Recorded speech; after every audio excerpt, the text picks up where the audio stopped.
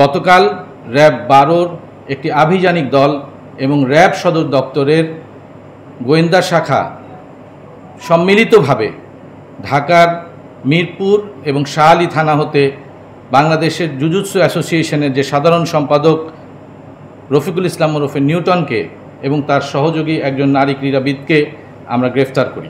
ক্রীড়াবিদরা যখন অনুশীলনের পূর্বে তাদের চেঞ্জিং রুম অর্থাৎ পোশাক পরিবর্তনের রুমে গমন করতেন, তখন এই ঘৃণিত ব্যক্তি তাদের বিভিন্ন ছবি, নগ্ন ছবি তিনি মোবাইলে সংরক্ষণ করতেন এবং পরবর্তীতে এই ছবিগুলো দেখিয়ে তাদেরকে ব্ল্যাকমেইল করে একাধিকবার ধর্ষণের ঘটনা ঘটিয়েছেন তিনি।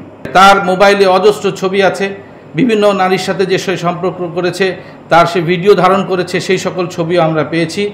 আমরা নিরাপত্তার স্বার্থে এবং সামাজিক সম্মানের স্বার্থে সেই জিনিসগুলো আমরা আপনাদের সামনে এই মুহূর্তে প্রকাশ করছি না, তবে তদন্তে এগুলো বের হয়ে আসবে বলে আমি সুনিশ্চিত। পরবর্তীতে গর্ভপাত করানোর মতন জঘন্য কাজেও তিনি জড়িত ছিলেন।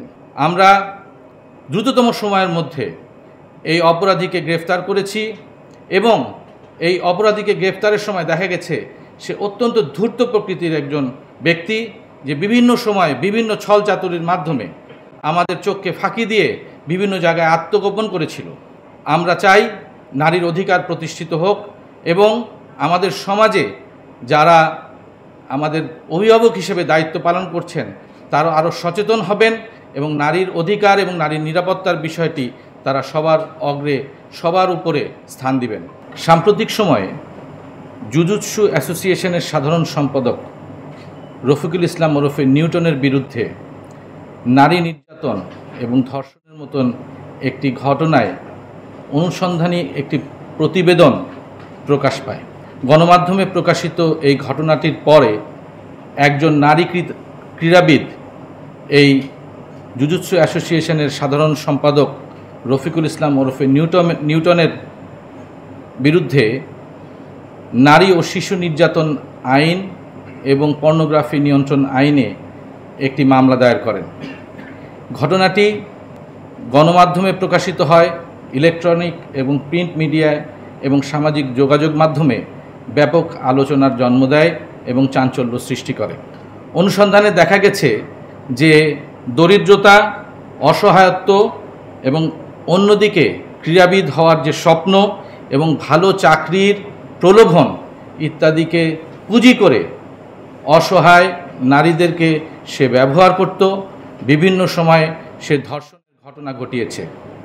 শুধু তাই নয়, এই অ্যাসোসিয়েশনের যে ক্রীড়াবিদরা ছিলেন তাদের অধিকাংশই নারী ক্রীড়াবিদ, যেখানে সে সাধারণ সম্পাদক হিসেবে দায়িত্ব পালন করত, যেখানে তিনি ছিলেন একজন অভিভাবকের মতন, কিন্তু সেই অভিভাবকের দায়িত্ব সে পালন না করে রক্ষক হয়ে ভক্ষকের ভূমিকা পালন করেছেন। এই জঘন্য কার্যকলাপের মধ্য দিয়ে তিনি দীর্ঘদিন নারী নির্যাতন করেছেন। একজন নারী যে প্রতিবাদী হয়ে তার বিরুদ্ধে যে অভিযোগ দায়ের করেছেন তাকেও সাবাসী জানাই, কারণ প্রতিবাদ যদি না করতেন তবে আজকে সমাজের সামনে এই মানুষের, এই ব্যক্তির, ঘৃণিত ব্যক্তির মুখোশ উন্মোচিত হতো না। একাধিক নারীর সাথে তার সম্পর্ক ছিল বলে আমরা জানতে পারি এবং আমাদের অনুসন্ধানে এবং পরবর্তী তদন্তে আরও বেরিয়ে আসবে। আমি আশা করি এই গ্রেফতারের মাধ্যমে অন্যান্য নারীরা যারা তার বিরুদ্ধে অভিযোগ দায়ের করতে চান তারাও এগিয়ে আসবেন এবং উপযুক্ত বিচার পাবে। আমরা আজ দুপুরবেলায় তাকে গ্রেফতার করেছি।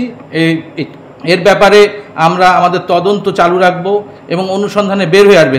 আমাদের অনুসন্ধানে বের হয়ে আসছে যে তার একজন সহযোগী, যে কিনা একজন নারী, তিনিও ছিলেন। সুতরাং আমাদের যে মামলা হয়েছে, মামলার যে সন্দিগ্ধ অপরাধী যে দুজন, আর তাদেরকেই আমরা গ্রেফতার করেছি। আমাদের এই তদন্ত চলমান থাকবে এবং ভবিষ্যতে যদি এই তদন্তের বের হয়ে আসে যে আরও কিছু নারী এদের সাথে সম্পৃক্ত ছিল কিংবা যেই সম্পৃক্ত ছিল, আমরা তাকে আইনের আওতায় নিয়ে আসবো।